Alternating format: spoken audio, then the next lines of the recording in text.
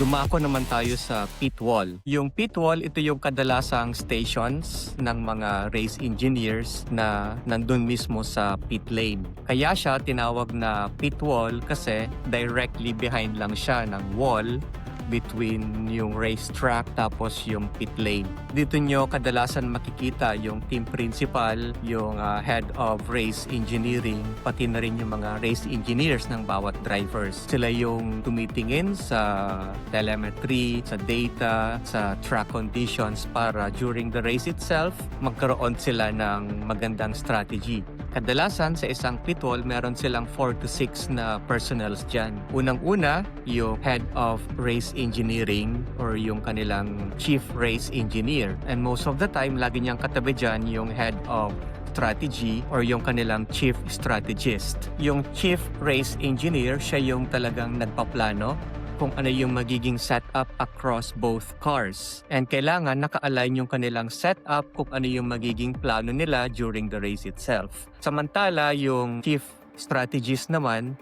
siya yung nagpaplano kung kailan gagawin yung mga pit stops at yung mga tires na gagamitin depende sa racetrack conditions. Siyempre, isasama na nila dyan yung safety cars tsaka yung virtual safety car scenarios. And most importantly, yung weather, kung malaki ba yung chance na umulan. And ang kadalasang katabi ng chief strategist yung dalawa race engineers ng dalawang drivers. Kasi minsan, magkaiba yung strategy ng dalawang kotse na yon.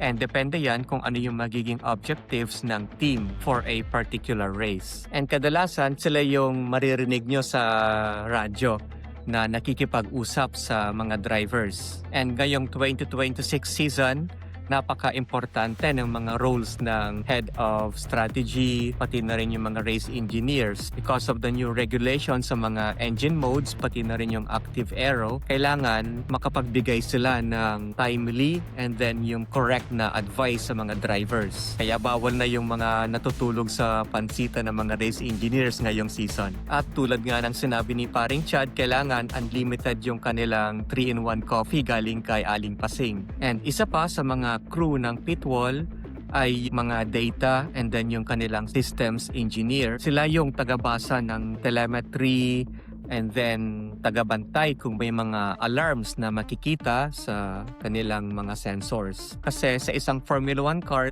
punong-puno ng mga sensors yan. Kaya kapag may mga inconsistency dyan, kailangan nakabantay yung data and then yung kanilang systems engineers para masabihan nila yung chief strategist na ayan, may problema tayo sa tire pressure, may problema sa front wing na hindi masyadong nagke-create ng downforce. Last but not the least is yung remote operation supports or yung mga engineers na nasa factory. Kasi kung ano yung nangyayari sa race, directly nakalik siya sa factory ng bawat team para makapag-run sila ng simulations in real time. Napaka-importante nito kasi maraming mga scenarios ang pwedeng mangyari sa isang race. So kung halimbawa sa factory may 10 computers dyan nag-run ng iba't ibang simulation ng race, kung ano yung pinaka magbibigay ng the best result for them is yun ang i-communicate sa kanilang chief strategist through the technical director. Kung isa kang head of race engineering, ang pwede mong i-expect na salary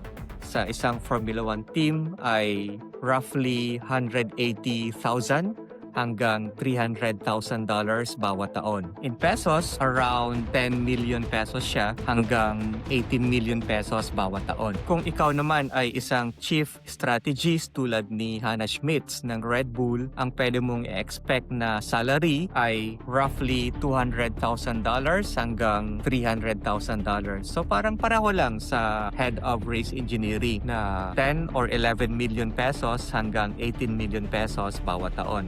Kung ikaw naman ay isang race engineer ng isang driver, ang pwede mong i-expect na sweldo is roughly $150,000 hanggang $250,000. So around 8 hanggang 15 million pesos siya bawat taon. Kung isa kang data and systems engineer or yung kanilang remote support engineer, ang pwede mong i-expect na salary is around $75,000 hanggang $150,000.